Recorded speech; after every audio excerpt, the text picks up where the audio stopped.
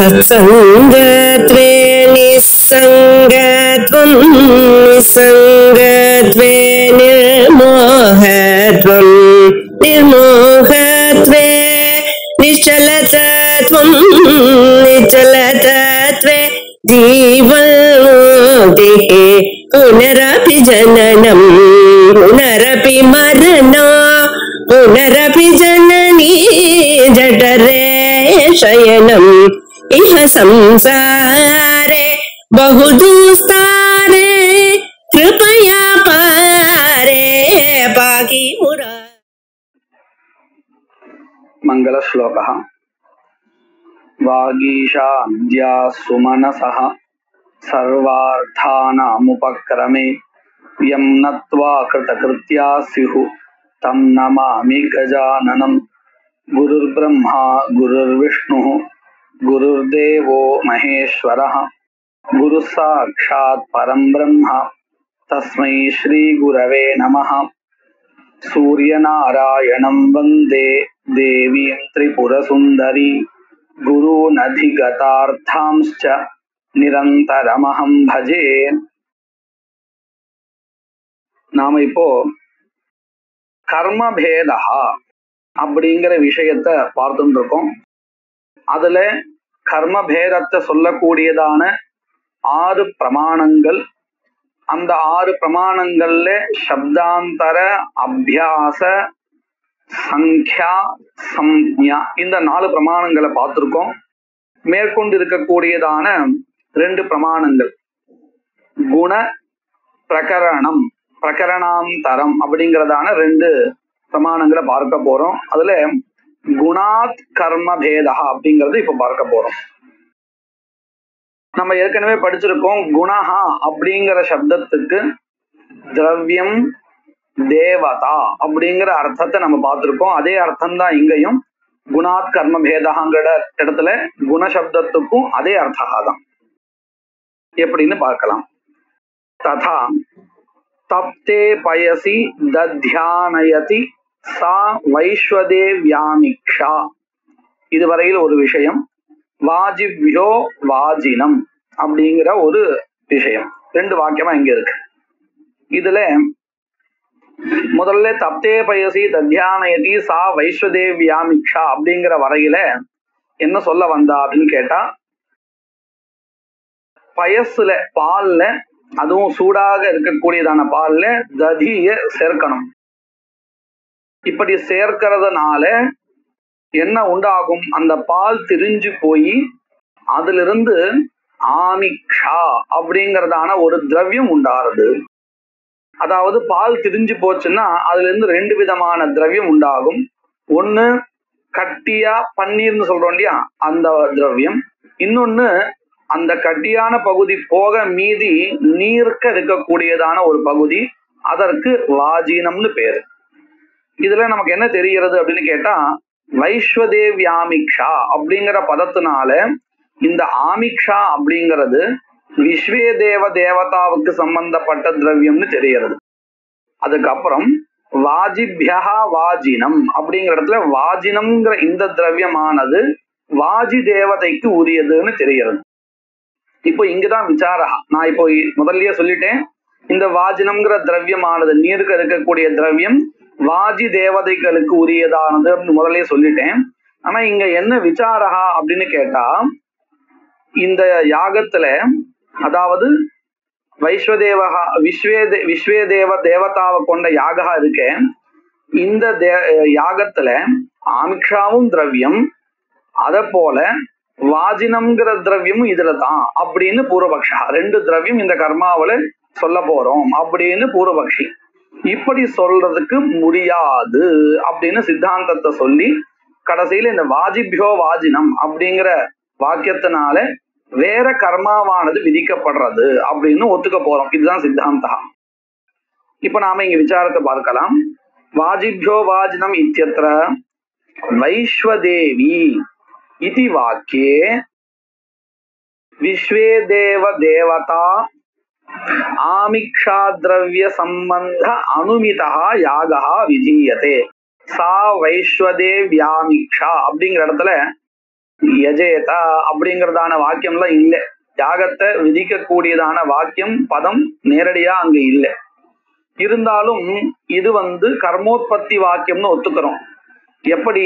நம்ம ஏற்கனவே படிச்சபடி எந்த இடத்துல திரவிய தேவதா சம்பந்தமானது ஸ்ருயமானமா இருக்கோ அந்த இடத்துல யாகத்தை விதிக்கிறதுக்குண்டான அல்லது ஹோமத்தை சொல்லக்கூடியதான நேரடியான பதம் இல்லைன்னாலும் கூட இந்த திரவிய தேவதா சம்பந்தமானது யாகா அப்படிங்கிற கிரியை இல்லாமல் வேற எந்த வகையிலையும் ஏற்படாது. அதனால எந்த வாக்கியத்துல திரவிய தேவதா சம்பந்தமானது தெரிகிறதோ அங்கே யாகா இருக்கிறதாக நாம கல்பிக்கிறோம். யாகத்தை சொல்லக்கூடிய பதத்தை கல்பிக்கிறோம் அப்படிங்கறது நம்ம பார்த்திருக்கோம் இல்லையா? அதே ஒரு யுக்தியை வச்சிருந்து இங்கேயும் வைஸ்வதேவ் யாமிக்ஷாங்கிற இடத்துல விஸ்வேதேவ தேவதா தெரிகிறது, ஆமிக்ஷா திரவியம் தெரிகிறது. இந்த இரண்டுகளுக்கும் இடையே இருக்கக்கூடியதான சம்பந்தாவை சொல்றதுக்கு நமக்கு யாகங்கிற ஒரு கிரியா வேண்டி இருக்கு. அதனால என்ன பண்றோம் அப்படின்னு கேட்டா இந்த இடத்துல யாகத்தை கல்பிக்கிறோம் அப்படிங்கறத இங்க சொல்லிட்டு இருக்கா. வைஸ்வதேவி இதி வாக்கியே விஸ்வே தேவ தேவதா ஆமிக்ஷா திரவிய சம்பந்த அனுமிதா யாகா விஜீயதே. சரி, அடுத்த ஒரு வாக்கியம் இருக்கு. வாஜிபியோ வாஜினம் இத்யத்ராபி வாஜி தைவத்ய வாஜின திரவியகம் கர்மாந்தரம் விதீயதே அப்படிங்கறது எடுத்த உடனே சித்தாந்தத்தை சொல்லி கொடுத்துட்டா. நமக்கு குழப்பமே வரக்கூடாதுன்னு எடுத்த உடனே சித்தாந்தத்தை சொல்லி கொடுத்துட்டா. என்னன்னு? வாஜிபியோ வாஜினம்ங்கிற வாக்கியத்திலையும் இதேதான்.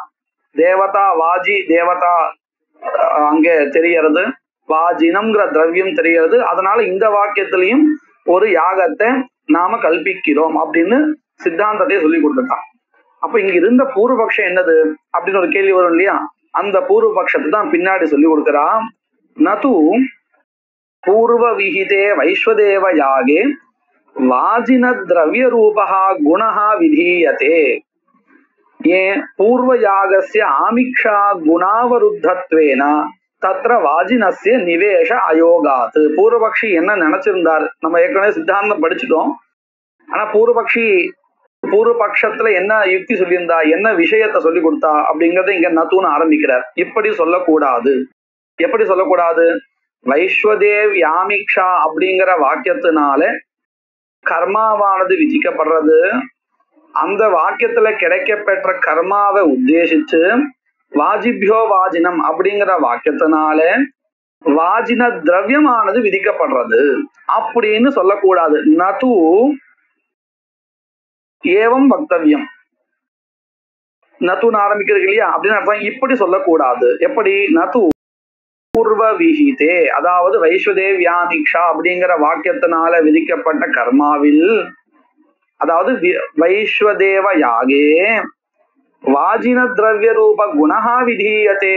வாஜினம் என்கின்றதான திரவியமானது வாஜிபியோ வாஜினம் அப்படிங்கிற வாக்கியத்தினால விதிக்கப்படுறது அப்படின்னு சொல்லக்கூடாது. ஏன் அப்படின்னு கேட்டா, பூர்வ யாகஸ்ய அதாவது வைஸ்வதேவ யாகஸ்ய ஆமிக்ஷா குணாவருத்தத்வேனா அப்படின்னு என்ன அர்த்தம்? வைஸ்வதேவ யாகத்துல உற்பத்தி வாக்கியம் என்னது? தப்தே பயசி தத்யானயதி சா வைஸ்வதேவியாமிக்ஷாங்கிற இந்த சா வைஸ்வதேவியாமிக்ஷா அப்படிங்கிற வாக்கியம் தான் வைஸ்வதேவ யாகத்தினுடைய உற்பத்தி வாக்கியம். அந்த உற்பத்தி வாக்கியத்திலேயே ஆமிக்ஷா அப்படிங்கிற ஒரு திரவியம் அந்த கர்மாவுல திரவியமா இருக்கு அப்படின்னு தெரிஞ்சு போயிடுது. அப்போ அந்த வைஸ்வதேவ யாகத்துல திரவியம் எது அப்படிங்கிற ஆகாங்கையே இல்லை. ஏன்னா உற்பத்தி வாக்கியத்திலே திரவியம் இதுதான், ஆமிக்ஷா தான் திரவியம் அப்படின்னு தெரிஞ்சிருக்கு. அப்போ அந்த திரவியம் அந்த யாகத்துல அன்வயிச்ச பிறகு வேற ஒரு திரவியம் வர்றதுக்கு இது அனுமதிக்காது, தடுக்கும் அப்படின்னு சொல்லுவோம் இல்லையா? இந்த தடுக்கிறது அவரோதா. அததான் இங்க சொல்லி கொடுக்கிறார். பூர்வ யாகஸ்ய ஆமிக்ஷா யாகஸ்ய ஆமிக்ஷா குணாவருத்தத்வேன, ஆமிக்ஷா என்கின்றதான குணத்தினால் தடுக்கப்பட்ட போது அப்படின்னு அர்த்தம். அந்த குணஹா அங்க சேர்ந்தாச்சு. இனிமேற் கொண்டு குணஹா இன்னொன்னு சேரதுக்கு அங்க வாய்ப்பு இல்லை. குணாவருத்தத்வேனா தத்ர, அதாவது வைஸ்வதேவ யாகத்தில் வாஜினஸ்ய, வாஜினம் என்கின்றதான திரவியம் இருக்கே அந்த திரவியத்திற்கு நிவேஷ அயோகாது, நிவேஷமானது கிடையாது. உடனே அடுத்த கேள்வி பூர்வபக்ஷி என்ன கேட்பான், ஏன் கிடையாது? ரெண்டு திரவியமா இருந்துட்டு போகட்டுமே, விகல்பகா, அதாவது ஆமிக்ஷா திரவியமும் இருக்கட்டும் வாஜின திரவியமும் இருக்கட்டும், எதற்கு? வைஸ்வதேவ யாகத்துக்கு, ஒரே யாகத்துக்கு ரெண்டு திரவியம் இருக்கட்டுமே அப்படின்னு கேள்வி கேட்டால், எதை போல நம்ம இந்த புரோடாசத்துக்கு விரீஹி யவஹா அப்படின்னு ரெண்டு விகல்பமா தான் எடுத்துக்கிறோம், அத போல இதுவும் இருந்துட்டு போகட்டுமே, வைஸ்வதேவ யாகத்துக்கே ரெண்டு திரவியம். ஒண்ணு உற்பத்தி வாக்கியத்திலேயே சொல்லப்பட்டதான ஆமிக்ஷா திரவியம், இன்னொன்னு வாஜிபியோ வாஜினம்ங்கிற பின்னாடி வரக்கூடிய வாக்கியத்தினால சொல்லப்பட்ட வாஜின திரவியம். இப்படி ரெண்டு இருக்கட்டுமே அப்படின்னு கேட்க கூடாது. நச்ச விரீஹி யவவத், விரீஹி யவத்தை போல விகல்பஹாஸ்து இது நச்ச வாச்சியம் அப்படின்னு சொல்லக்கூடாது. ஏன் சொல்லக்கூடாது? இந்த விகல்பஹா அப்படின்னு சொல்றோமே அது எப்போ அப்படின்னு கேட்டால், விகல்பத்துல ரெண்டு திரவியங்கள் சொல்லுவோம் இல்லையா, ரெண்டும் சமபலமா இருந்தாதான் விகல்பஹா. எப்பொழுதுமே அப்படித்தானே, லௌகிகத்திலே அப்படித்தானே. இப்போ நல்லா வேலை செய்யக்கூடியதான ரெண்டு பேர் இருக்காங்க, நமக்கு அந்த வேலை செய்யறதுக்கு ஒரு ஆள் தான் வேணும், ரெண்டு பேர்ல யாரை வேணா எடுத்துக்கலாம் அப்படின்னு நம்ம எப்போ சொல்லுவோம்? ரெண்டு பேரும் நல்லா வேலை செய்ய தெரிந்தவா, ரெண்டு பேர்ல யாருக்கும் இவர் கூட இவர் நல்லா பண்ணுவார் அவர் சுமாரா தான் பண்ணுவார் அப்படின்னு இல்லை, அப்போதான் நம்ம ரெண்டு பேர்ல யார் வந்தாலும் பரவாயில்லைன்னு சொல்லுவோம். ஆனா இப்படி நினைச்சு பாருங்க, முதலாம் அவர் ரொம்ப நல்லா வேலை செய்யக்கூடியவர், ரெண்டாம் அவர் சுமாரா வேலை செய்வார் அப்படின்னு சொன்னா நம்ம யாரை எடுத்துப்போம்? இங்க விகல்பத்தை சொல்ல மாட்டோம். ஏன்னா ரெண்டு பேருக்கும் சமபலம் இல்லை, சம யோகியதை இல்லை. அப்போ நம்ம என்ன பண்ணுவோம்? முதலாம் அவரை தான் கூப்பிட்டுப்போம். அப்போ விகல்பகா அப்படிங்கறதே எங்க வரும்னு கேட்டா, சமபலமாக இருக்கும் பொழுது. எப்படி? புரோடாசத்தினுடைய மூல திரவியம் எதுன்னு தேடும் பொழுது விரீஹிபிர் யஜேதா யவைர் யஜேதா அப்படின்னு ரெண்டு ஸ்ருதி சொல்லப்பட்ட ரெண்டு திரவியம், ரெண்டுத்தையுமே ஸ்ருதி தான் சொல்லி கொடுக்கறது, ஸ்ருதி வாக்கியம் தான் சொல்லி கொடுக்கறது, வேத வாக்கியம் தான் சொல்லி கொடுக்கறது. அதனால ரெண்டுத்துக்கும் சமபலம் இருக்கு, ரெண்டுத்தையும் எதை வேணா எடுத்துக்கலாம். ஆனா இங்க அப்படி இல்லை, சமபலம் இல்லை. ஏன்? வைஸ்வதேவி ஆமிக்ஷாங்கிறதுலயும் ஆமிக்ஷா வாக்கியத்தினால்தான் தெரிகிறது, வாஜிபியோ வாஜினம் இடத்துல வாஜின திரவியமும் வாக்கியத்தினால் வேத வாக்கியத்தினால்தான் தெரிகிறது. இங்க மட்டும் ஏன் சமபலம் இல்லை அப்படின்னு கேட்டா நல்லா கவனிச்சா தெரியும். புரோடாச திரவியம் வேற வாக்கியத்தினால கிடைச்சிருது, அதனுடைய மூல திரவியம் எதுன்னு கேட்கும் பொழுது தனியாக ரெண்டு வாக்கியம் வந்தது. என்னது? விரீஹிபிர் யஜேதான ஒரு வாக்கியம், எவைர் யஜேதான ஒரு வாக்கியம், தனித்தனியா ரெண்டும் வந்தது. மூல திரவியம் அதாவது புரோடாசா விதிக்கக்கூடிய வாக்கியம் தனி, அதுக்கப்புறம் இந்த மூல திரவியம் எதுன்னு கேள்வி வரும் பொழுது ரெண்டு வந்தது. ஆனா இங்க அப்படி இல்லை, ரெண்டு திரவியங்களையும் சொல்லக்கூடியது வேத வாக்கியமா இருந்தாலும் ஆமிக்ஷாங்கிற திரவியம் உற்பத்தி வாக்கிய கர்மாவினுடைய உற்பத்தி சமயத்திலேயே வந்துடுது. நல்லா கவனிச்சா தெரியும், ஆமிக்ஷா திரவியத்தை சொல்லக்கூடியதும் வேத வாக்கியம்தான். வாஜிபியோ வாஜினம்ங்கிற வாக்கியத்தினால வாஜினம் சொல்லப்படுறதுங்கிறதுனால அதுவும் வேதத்தினால்தான் கிடைச்சது. ஆனா கிடைச்ச சமயம் ரெண்டும் வெவ்வேறு. ஆமிக்ஷாங்கிற திரவியம் கிடைச்சது எப்போன்னு கேட்டா கர்மா உற்பத்தி ஆகும் பொழுதே கிடைச்சிடுது. ஆனா வாஜின திரவியம் அப்படி இல்லை, பின்னால் தான் கிடைச்சது. இதனால என்ன ஆறுது? கர்மாவுடைய உற்பத்தி ஆகும் பொழுது இந்த கர்மாவில திரவியம் எதுன்னு நமக்கு ஆகாங்ஷா வரும், கேள்வி வரும். அப்போ முதல்ல எது உபஸ்திதமா இருக்கும், எது அங்க நமக்கு நம்முடைய புத்திக்கு எட்டக்கூடிய விஷயமா எது இருக்குன்னு கேட்டால் ஆமிக்ஷா தான். அப்போ ஆமிக்ஷா இந்த கர்மாவில திரவியம்னு சேர்ந்துடும். அதன் பிறகுதான் வேற ஒரு வாக்கியத்தினால நமக்கு கிடைக்கிறது வாஜினம். அந்த வாக்கியத்தினால கிடைக்கிற சமயத்துல கர்மாவுல எது திரவியம்ங்கிற ஆகாங்ஷே நமக்கு வராது. ஏன்னா அந்த ஆகாங்ஷா பூர்த்தி ஆயிடுது. ஆமிக்ஷா சேர்ந்ததுக்கு அப்புறம் நமக்கு ஒருத்தர் வேலை செய்யறதுக்கு வேணும். என் எதிரிலேயே ஒருத்தர் இருக்கார், ஒரு கூப்பிடுற தூரத்துல இன்னொருத்தர் இருக்கார். இப்போ எனக்கு உடனே வேணுங்கிற பொழுது நான் எதிரில இருக்கவரை நான் கூப்பிட்டுப்பேன். அப்புறம் எனக்கு அந்த ஆகாங்ஷையே வராது, எனக்கு வேலை செய்யறதுக்கு யாராவது ஹெல்ப் பண்றதுக்கு யாராவது வேணும் அப்படிங்கிற ஆகாங்ஷையே வராது. வராத போது அவர் எதிரிலே இன்னொருத்தர் எதிரில நின்னாலும் நான் அவரை கூட்டுக்க மாட்டேன்.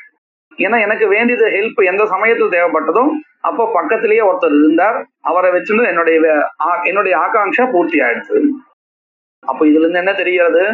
வாஜின திரவியம் ஆகட்டும் அதே மாதிரி ஆமிக்ஷா திரவியம் ஆகட்டும் ரெண்டுமே ஸ்ருதி வாக்கியத்தினால்தான் கிடைச்சது. ஆனாலும் கிடைச்ச நேரத்துல வித்தியாசம் உண்டு. ஆகாங்ஷை இருக்கும் பொழுதே கிடைச்சது எது?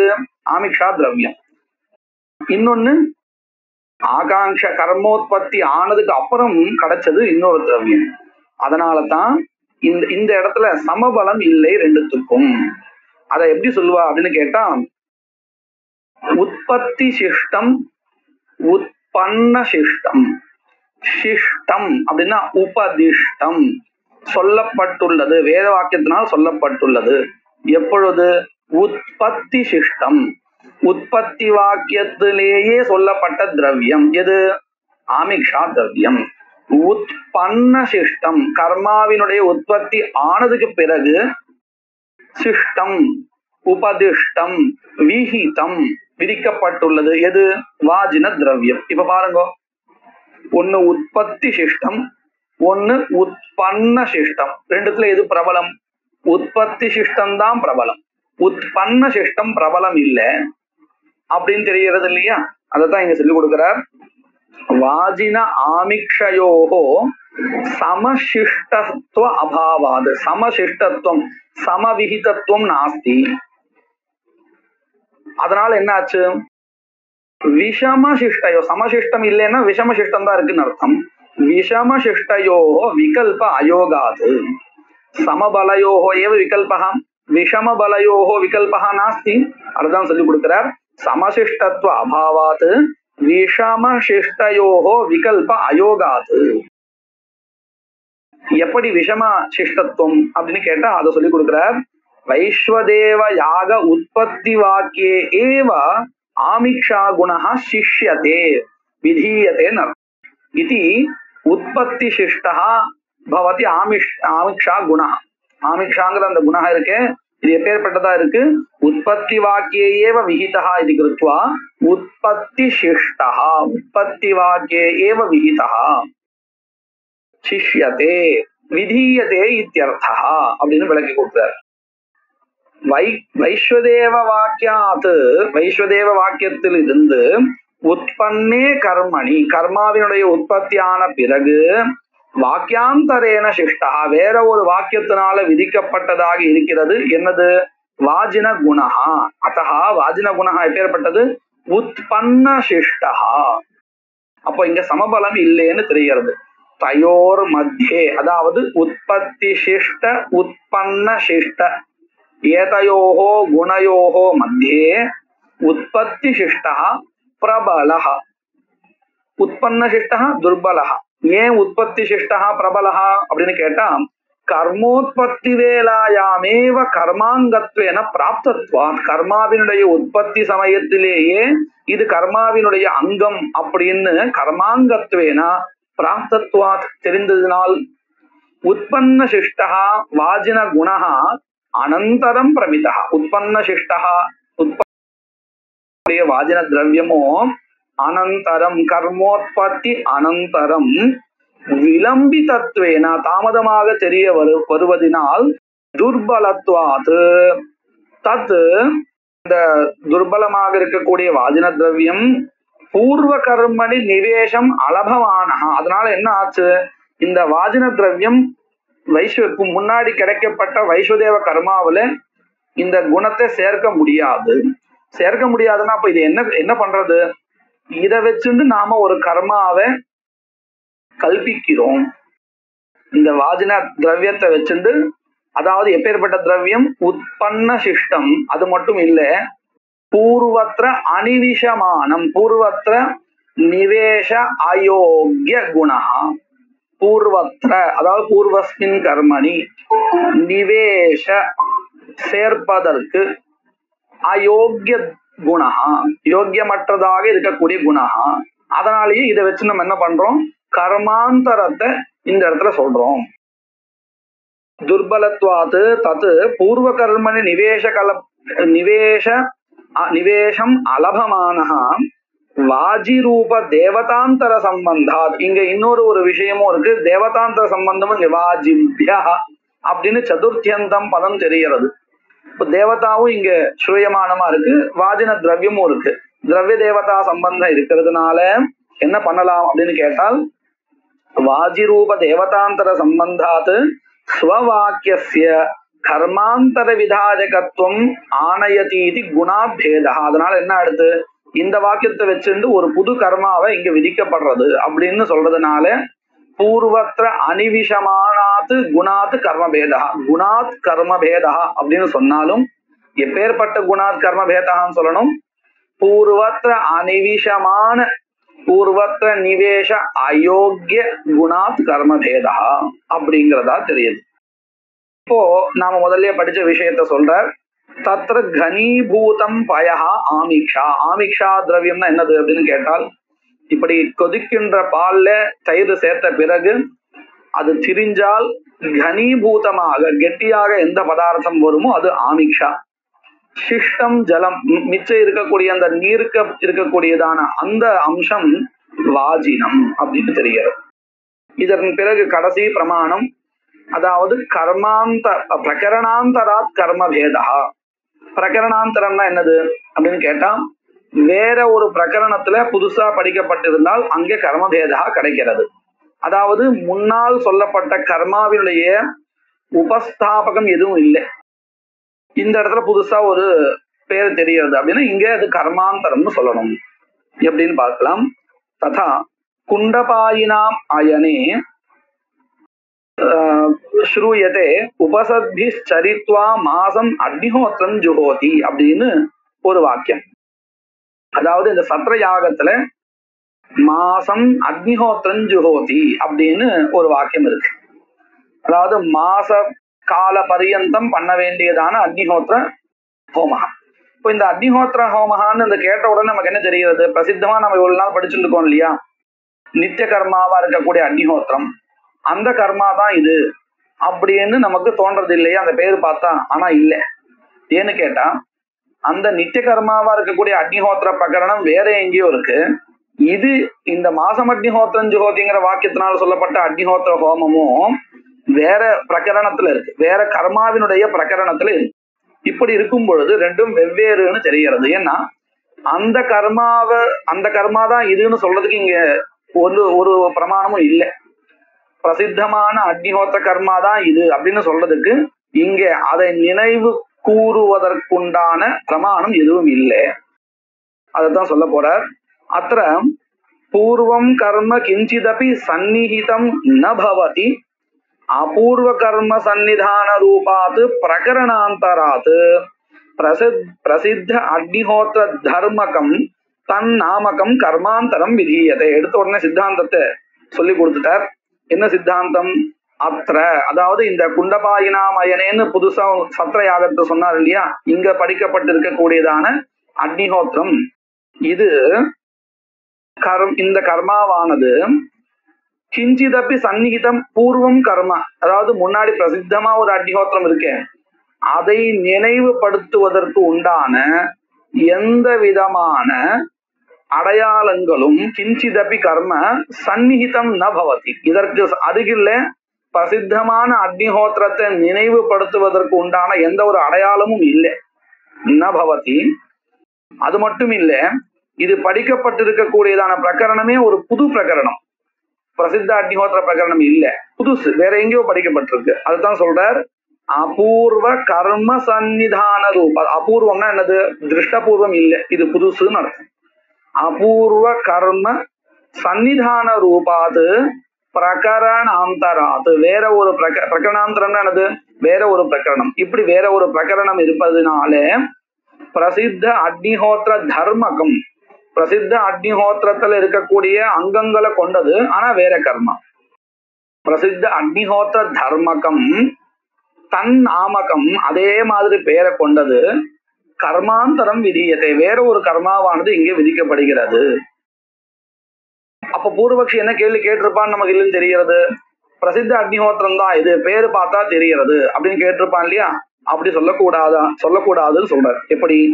நது அக்னிஹோத்திர சப்தேனா பிரசித்த அக்னிஹோத்திரம் அனுத்திய குணவிதி. பூர்வபக்ஷி இப்படி கேட்டிருக்கான்னு வச்சுப்போம். எப்படி கேட்டிருக்கான்? இந்த இடத்துல புதுசா அக்னிஹோத்திர கர்மான்னு சொல்லாதே, ஏற்கனவே பிரசித்தமா நித்திய அக்னிஹோத்திரம் இருக்கு, அதே கர்மா தான் இங்க சொல்லப்படுறது. அந்த கர்மாவை அனுவாதம் பண்ணி இந்த வாக்கியத்துல மாசஹா அப்படிங்கிற ஒரு காலஹா, மாச பரியந்தம் பண்ணணுங்கிற காலஹா விதிக்கப்படுறது. அதே மாதிரி உபசத்தி சரித்வா அப்படிங்கறத துவா பிரத்தியம் இருக்கு இல்லையா, அதுல இருந்து என்ன தெரியுது, உபசத் அப்படிங்கிற ஒரு கர்மா, அந்த கர்மாவை அனுஷ்டிச்சு அதன் பிறகு இந்த அக்னிஹோத்திரம் பண்ணணும் தெரியுது. ஒரு ரெண்டு விதமான காலஹா நமக்கு தெரியுது. ஒண்ணு உபசத் கர்மாவை அனுஷ்டிச்ச பிறகு இதை பண்ணணும்னு தெரிகிறது, மாச பரியந்தம் பண்ணணும் தெரியாது. ரெண்டு குணங்கள் விதிக்கப்படுறதுன்னு தெரியாது. இது யாருடைய மதத்துல, பூர்வபக்ஷியினுடைய மதத்துல. அவன் பூர்வபக்ஷி எப்படி கேட்டிருக்கான், பிரசித்த அக்னிஹோத்திரத்தை இந்த மாசம் அக்னிஹோத்திரம் ஜுஹோதிங்கிற வாக்கியத்தினால அனுவாதம் பண்ணி இந்த ரெண்டு குணங்கள் விதிக்கிறதா சொல்லேன் அப்படின்னு கேட்டிருக்கான். அப்படி சொல்ல முடியாது. ஏன்னா நம்ம ஏற்கனவே படிச்சிருக்கோம், பிராப்தே கர்மணி அநேக குண விதானம் ந சம்பவதி. ஏன்னா இந்த இடத்துலயும் அப்படிதான் வருது பாருங்க, மாசம் அக்னிஹோத்திரம் ஜுஹோத்தின்னு வாக்கியம், அக்னிஹோத்திர பதம் பிரசித்தமான அக்னிஹோத்திரத்தை அனுவாதம் பண்றதுன்னு சொல்லணும். சொல்லி அதன் பிறகு என்ன பண்ணணும், மாச காலஹா விதியத்தைன்னு சொல்லணும். அதே மாதிரி உபசத் கர்ம அனந்தரம் அனுஷ்டானம் கர்த்தவியம்னு அந்த ஒரு காலத்தையும் சொல்லணும் இல்லையா. அப்போ அநேக விதானம், பிராப்தோத்தேசேன அநேக விதானம்ங்கிறதான தோஷா, வாக்கிய பேத தோஷா வந்துடுறது. அதுதான் சொல்லி கொடுக்கிறார். நது இப்படி சொல்லக்கூடாது. எப்படி, அக்னிஹோத்திர சப்தேனா, இங்க இந்த மாசம் அக்னிஹோத்திரம் ஜுஹோதிங்கிற வாக்கியத்துல இருக்கக்கூடியதான அக்னிஹோத்திர சப்தத்தினாலே பிரசித்த அக்னிஹோத்திரம் அனுத்திய, பிரசித்தமான அக்னிஹோத்திரத்தை அனுவாதம் செய்து குணஹா விதியத்தே, குணவிதி இப்படின்னு சொல்லக்கூடாது. ஏன், பிராப்தே கர்மணி, கர்மாவானது வேற ஒரு பிரமாணத்தினால கிடைக்கையில் ஆனந்தர்ய, அதாவது உபசத்ய சரித்வா அப்படின்னு சொன்னதுனால உபசத் அனந்தரம்னு தெரிகிறது. இந்த ஆனந்தரியம் மாசஹா, இப்படி ஆனந்தர்ய மாசரூப அநேக குணவிதௌ, அநேக குணவிதௌ வாக்கிய பேதாபத்தே, அநேக குண விதான பிரயுக்த வாக்கிய பேதாபத்தே இது பிரகரணாந்தராது அத்த கர்மபேதா, பிரகரணாந்தரம் அப்படிங்கிற இந்த பிரமாணத்தினால இங்க கர்மபேதா ஒத்துக்கொள்ளப்படுகிறது. பிரசித்த அக்னிஹோத்திரம் சொல்றது என்னது அப்படின்னு கேட்டால், நித்தியமாக பண்ணக்கூடிய அக்னிஹோத்திரம் இருக்கு இல்லையா, அதுதான் பிரசித்த அக்னிஹோத்திரம் சொல்றோம். அதை சொல்லி கொடுக்கிறார். பிரசித்த அக்னிஹோத்திரம் நையமிக அக்னிஹோத்திரம், நித்யாக்னிஹோத்திரம்னு அர்த்தம். நித்யாக்னிஹோத்திரம் இது யாவத், அவரே அதுக்கு பதிலும் சொல்லி கொடுத்துட்டார். நையமிகாக்னிஹோத்திரம்னா என்னது, நித்யாக்னிஹோத்திரம். ததேவ சப்தாம், இதுவரையில் நமக்கு பிரகரணாந்தராது கர்மபேதான்னு ஆயிடுச்சு. இப்போ 6 பிரமாணங்களால கர்மபேதா நிரூபிக்கப்பட்டுள்ளது. இது எங்க சொல்லப்பட்டிருக்குன்னு கேட்டால், மீமாம்சா சாஸ்திரத்துல 2வது அத்தியாயத்துல முழுக்க இதுதான் விசாரிச்சிருக்கான். அத இந்த முடிவுரைய சொல்றார். ததேவம் சப்தாந்தர அபியாச சங்க்யா சம்ஞா குண நாமதேய பிரகரணாந்தரைஹி கர்மபேதா தரிசிதா. இப்படியாக சப்தாந்தர அபியாச சங்க்யா சம்ஞா குண பிரகரணாந்தரம் என்கின்றதான 6 பிரமாணங்களினாலே கர்மபேதமானது நிரூபிக்கப்பட்டுள்ளது. இதன் பிறகு கிருத்வர்த்த புருஷார்த்த விசாரா அப்படிங்கிறது ஆரம்பிக்க போறார். இது 4வது அத்தியாயத்துல இருக்கக்கூடியதான விஷயம். முதல் அத்தியாயத்திலே மீமாம்சா சாஸ்திரத்துல தர்மத்துல எது பிரமாணம் அப்படின்னு விசாரம் பண்ணினா அதை இவர் சங்கேபமா சொல்லி கொடுத்துட்டார். அதாவது சோதனா, அதுக்கப்புறம் ஸ்மிருதிஹி, அதுக்கப்புறம் சிஷ்டாச்சாரா, மந்திரங்கள், அர்த்தவாதங்கள், இவைகளுக்கெல்லாம் எப்படி பிரமாணம், இதெல்லாத்தையும் எப்படி பிராமணியம் கிடைக்கிறது எல்லாமே முதல் அத்தியாயத்துல நிரூபிக்கப்பட்ட விஷயங்கள். அதை எல்லாத்தையும் சங்கேபமா சொல்லி கொடுத்துட்டார். இப்போ சப்தாந்தர அபியாச முதலிய பிரமாணங்களினால கர்ம பேதா எப்படி கிடைச்சதுங்கிறதையும் சொல்லி கொடுத்துட்டார். 3வது அத்தியாயத்துல மீமாம்சா சாஸ்திரத்துல அங்காங்கி பாவகா நிரூபிக்கப்பட்டுள்ளது.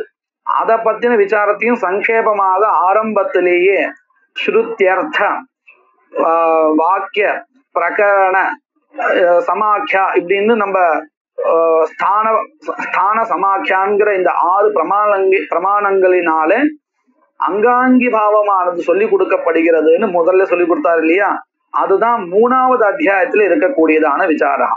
இப்போ 4வது அத்தியாயத்துல இருக்கக்கூடியதான விசாரத்தை சொல்லி கொடுக்க போறார். தத்ர வேதாதி பிரமேய அர்த்தா த்ரிவிதா. வேதாதி அப்படின்னு சொன்னா என்ன அர்த்தம்? வேதா, ஸ்ருதி, ஸ்மிருதி, சிஷ்டாச்சாரா, இவைகளால தெரிந்து கொள்ள வேண்டியதான தர்மஹா இருக்கே, கர்மாக்கள், இவைகள் எப்படி இருக்கு? 3 விதங்களாக இருக்கு. எப்படி?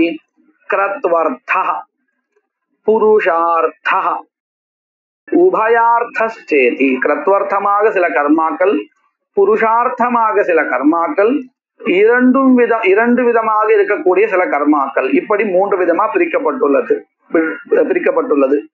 அதுல முதல்ல கிரத்வர்த்தான்னா என்னது அப்படின்னு கேட்கிறார்.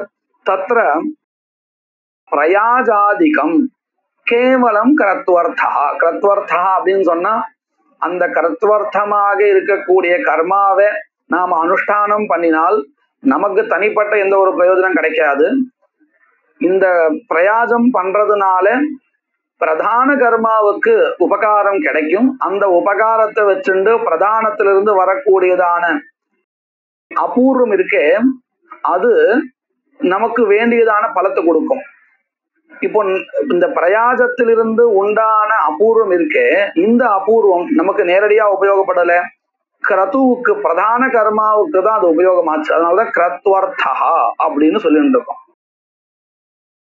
பலம் தத் கரணஞ்ச புருஷார்த்தா. இப்ப இதுல இருந்தே நமக்கு தெரிஞ்சிடும், பிரயாஜங்கள் உபகாரம் பண்றது எதற்குன்னு கேட்டால் தர்ஷபூர்ணமாச பிரதான யாகங்களுக்கு. அந்த பிரதான கர்மா என்ன பண்றது? பலத்தை உண்டு பண்றது. அப்ப நல்லா பாருங்க, பிரயாஜாதிகள் கிரதுவுக்கு உபகாரம் பண்றதுங்கிறதுனால அது கிரத்வர்த்தா. இந்த பிரதான கர்மாக்கள் இருக்கே, அவைகள் கிரத்வர்த்தாவா புருஷார்த்தாவா அப்படின்னு கேட்டா புருஷார்த்தா. ஏன்னா அது என்ன பண்றது? நமக்கு தான் அந்த பலனை கொண்டு கொடுக்கிறது இல்லையா? அப்போ அது என்னது? புருஷார்த்தா. அதுதான் சொல்லி கொடுக்கிறார். பலம், ஸ்வர்காதி பலமாகட்டும், தத் கரணம், அந்த ஸ்வர்க்கம் முதலிய பலத்துக்கு சாதனமாக இருக்கக்கூடியதான பிரதான கர்மா எது இருக்கோ அது. இந்த இரண்டும் புருஷார்த்தா. யதா ஜோதிஷ்டோமாதிஹி ஸ்வர்காதிஷ்ச, ஸ்வர்க்கம் முதலியதான பலன்கள் ஆகட்டும், அதுவும் புருஷார்த்தம் தான். என்னவா? அதனால நமக்கு தானே பிரயோஜனம் இருக்கு. அதே மாதிரி ஜோதிஷ்டோமாதி, ஜோதிஷ்டோமஹா அக்னிஹோத்திரம், அதே மாதிரி தர்ஷ பூர்ணமாசகா, இந்த மாதிரியான பிரதான கர்மாக்கள். ஏன்னா இவைகள் என்ன பண்றது? நமக்கு தான் அந்த பலனை கொண்டு கொடுக்கிறது. அதனால இந்த பிரதான கர்மாக்கள் புருஷார்த்தா.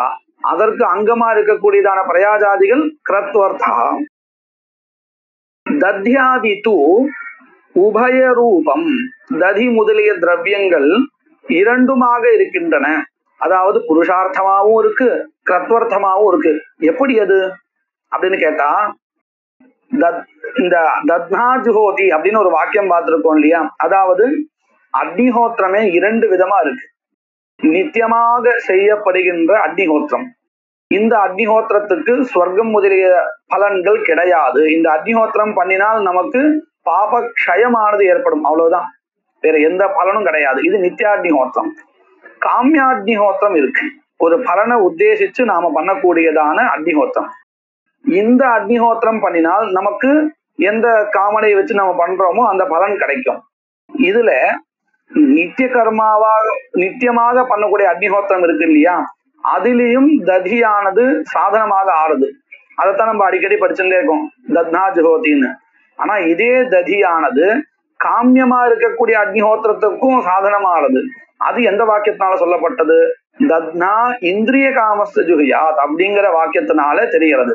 அப்போ ஒரே ததி சமயத்துல நித்திய அக்னிஹோத்திரத்துக்கும் அங்கமானது, ஒரு சமயத்துல இந்திரிய ரூப பலத்தை உத்தேசிச்சு பண்ணக்கூடியதான காமிய அக்னிஹோத்திரத்துக்கும் சாதனமா ஆறுது. என்ன வித்தியாசம்? ரெண்டும் ததி ததி தானே அப்படின்னு கேட்டா சங்கல்பத்துல தான் வித்தியாசம். நான் எந்தவித பலனும் எதிர்பார்க்காமல் அக்னிஹோத்திரம் பண்ணினேன்னு சொன்னால் அது நித்திய அக்னிஹோத்திரம். நான் இந்த இந்திரியம் என்கின்றதான இந்திரிய புஷ்டி என்கின்றதான பலத்தை உத்தேசிச்சு அக்னிஹோத்திரத்தை பண்ணினானே நானோ இல்லை யாரோ ஒருத்தர் பண்ணினால் அந்த அக்னிஹோத்திரத்துக்கு காமியாக்னிஹோத்திரம்னு பேரு. அதுலயும் ததிதான் திரவியம். எல்லாம் ஒரே மாதிரிதான், சங்கல்பம் தான் வித்தியாசப்படும். அதனாலதான் நம்ம பல இடங்கள்ல பார்க்கலாம், காமியமா பண்ணக்கூடிய கர்மாவையே பலனை எதிர்பார்க்காம பண்ணினா அதுவும் நித்திய கர்மாவுக்கு சமம்னு சொல்லிட்டு இருக்கோம் இல்லையா? காமியம் கர்மாவை பண்ணக்கூடாது, அதை விட்டுடணும் அப்படின்னு நம்ம படிக்கிறோம் இல்லையா, பல இடங்கள்ல படிக்கிறோம். அதே காமிய கர்மாவை எந்தவித பலனும் எதிர்பார்க்காமல் பண்ணினால் அது நித்திய கர்மாவா மாறிடுறது. சரி, இப்போ நாம எடுத்துட்ட விஷயம் என்னது, ஒரே ததி சங்கல்ப பேதத்தை வச்சுட்டு பார்க்கும் பொழுது நித்திய கர்மாவுக்கு சாதனமாகாது. எப்போ அது நித்திய கர்மாவுக்கு சாதனமோ அப்போ அது கிரத்வர்த்தாவா புருஷார்த்தாவா அப்படின்னு கேட்டா அது கிரத்வர்த்தா. ஏன்னா அந்த ததியினால நமக்கு ஒண்ணும் ஏற்பட போறது இல்லை, கிரத்துவுக்கு அது சாதனமா இருக்கு. இதே காமியாக்னிஹோத்திரம் இருக்கே, அந்த காமியாக்னிஹோத்திரத்தை வச்சு பண்ணும் பொழுது இந்திரிய ரூப பலனை எதிர்பார்க்கின்றவன், அதை விரும்புகின்றவன் ததிய திரவியமா வச்சுட்டு பண்ணணும் இருக்கு. அப்போ இந்திரிய ரூப பலம் எது, அந்த பலனுக்கு சாதனம் எது அப்படின்னு கேட்டா ததி தான். அக்னிஹோத்திர கர்மா கூட இல்லை, ததி தான் அங்க சாதனம். ஏன்னா தத்னா இந்திரிய காமஸ்ய ஜுஹ்யாத் அப்படின்னு வாக்கியமானது இந்திரிய ரூப பலத்தை உத்தேசிச்சு ததி என்கின்றதான திரவியத்தை தான் விதிச்சிருக்கு. அப்போ இந்த ததி எப்படி இருக்குன்னு கேட்டால் நித்யாக்னிஹோத்திரத்துல சாதனமா இருக்கும் பொழுது கிரத்வர்த்தமாக இருக்கு, கிரத்துவிற்காக இருக்கு. இதே ததி தத்னா இந்திரிய காமஸ்ய ஜுஹ்யாத் அப்படிங்கிற வாக்கியத்தை வச்சு அனுஷ்டானம் பண்ணும் பொழுது இந்திரிய புஷ்டி என்கின்றதான பலனுக்கு சாதனமா இருக்கு, அதாவது புருஷார்த்தமாக இருக்கு. அப்போ இந்த ததி எப்படி இருக்கு, கிரத்வர்த்தமாகவும் இருக்கு புருஷார்த்தமாகவும் இருக்கு. அதைத்தான் இங்க சொல்றார். தத்யாதி தூ உபய ரூபம். எப்படி தத்னா ஜுஹ்யாத் இதி பல அசயுக்தேன வாக்கேன, பலத்தை சொல்லாத நித்திய கர்மாவுக்கு சாதனமாக விதிக்கின்றதான தத்னா ஜுஹோதி என்கின்ற வாக்கியத்தை வச்சுண்டு அனுஷ்டானம் பண்ணுகையில் கிரத்வர்த்தத்வாத் தத்னா இந்திரிய காமஸ்ய ஜுஹ்யாத் இத்யனேன பலாய விதானாத், இந்த வாக்கியத்தினால பலத்தை உத்தேசிச்சு ததியானது விதிக்கப்படுகிறது என்பதினால் புருஷார்த்தத்வாத் ததுக்தம். இந்த விஷயம் எங்க சொல்லப்பட்டிருக்கு அப்படின்னு கேட்டா ஏகஸ்யது உபய ரூபத்வே சம்யோக பிருதக்துவம் அப்படிங்கிற சூத்திரத்துல, அதாவது 4வது அத்தியாயம் 3வது பாதத்துல இந்த விஷயத்தை விசாரம் பண்ணிருக்க. இந்த சூத்திரம் தான் அந்த அதிகரணத்துல இருக்கக்கூடியது. இன்னும் சொல்ல போனா பல சாஸ்திரங்கள்ல இந்த நியாயத்தை சம்யோக பிருதக்துவ நியாயா அப்படிங்கிற இந்த நியாயத்தை பல சாஸ்திரத்துல எடுத்துட்டு உபயோகப்படுத்திருக்கான்.